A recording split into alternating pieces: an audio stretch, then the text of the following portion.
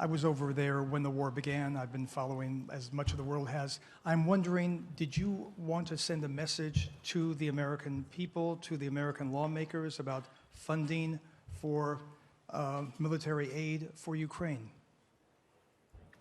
I just want to remind that yesterday was an anniversary of an attack on the maternity hospital in Mariupol. It's a significant moment, it's a symbolic moment, and that moment became a symbol of the invasion, of Russia's invasion of Ukraine, and the symbol of war crimes that they did there. Right now, unfortunately, Ukraine and topic of supporting Ukraine became a bargaining chip for a lot of politicians in the world.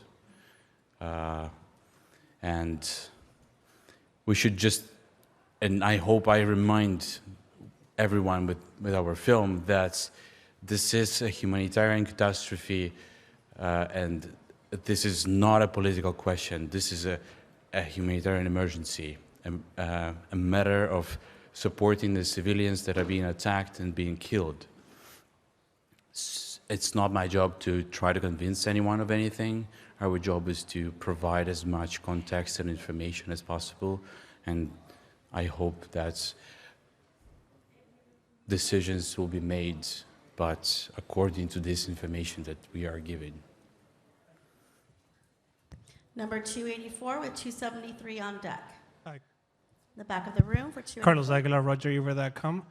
Congratulations. I wonder what has been going through your mind during this war season up until this moment, you know, with what's happening, not only in Ukraine, but in other parts of the world, the ongoing conflicts. I'm sure that's a jarring experience.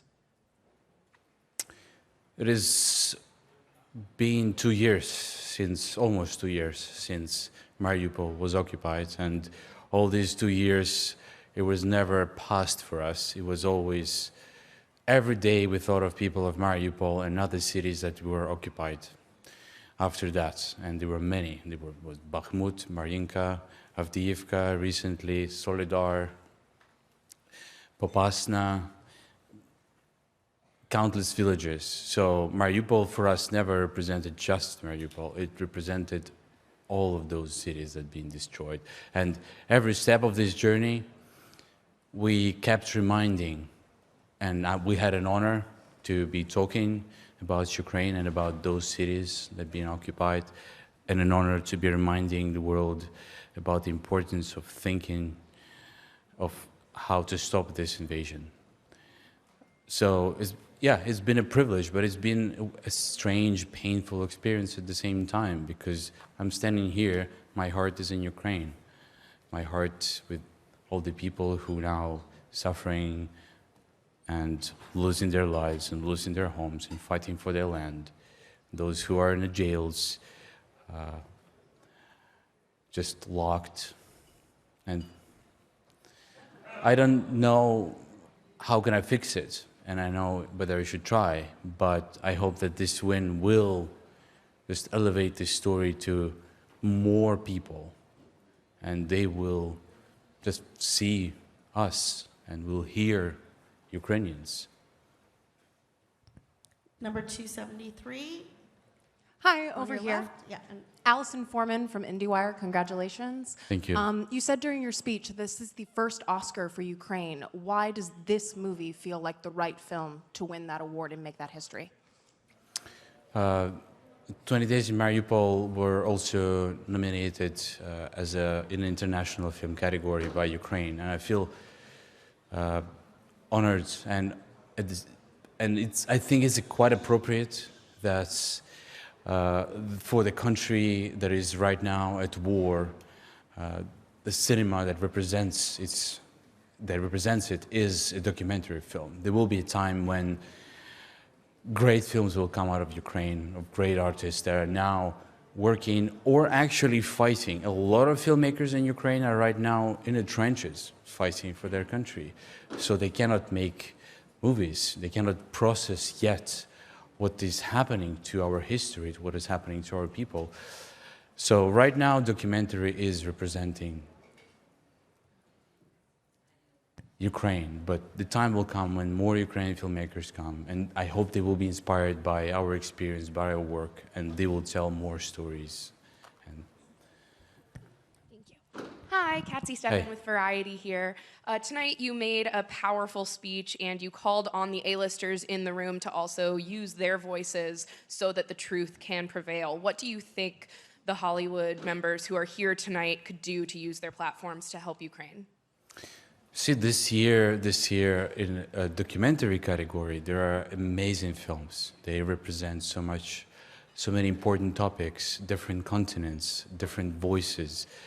And my fellow documentary filmmakers did an amazing job to lift up documentary genre and documentary voices to highest level possible. But as well, so many important topics have been touched by scripted films, by great directors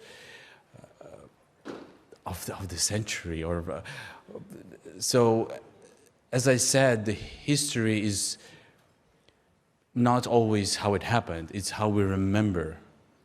And the future generations will look back and what was happening to us right now, and they will see through the lens of cinema, whether it's documentary or scripted.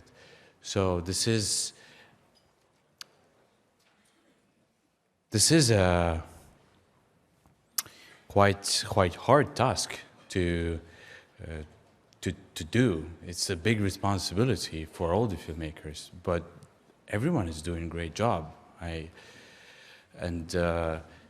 Not only those filmmakers who make serious cinema about problems of the world, also those who entertain, because children in Ukraine, adults, civilians, everyone, when they're fighting, when they're hiding in basements, when bombs fall, they watch cinema.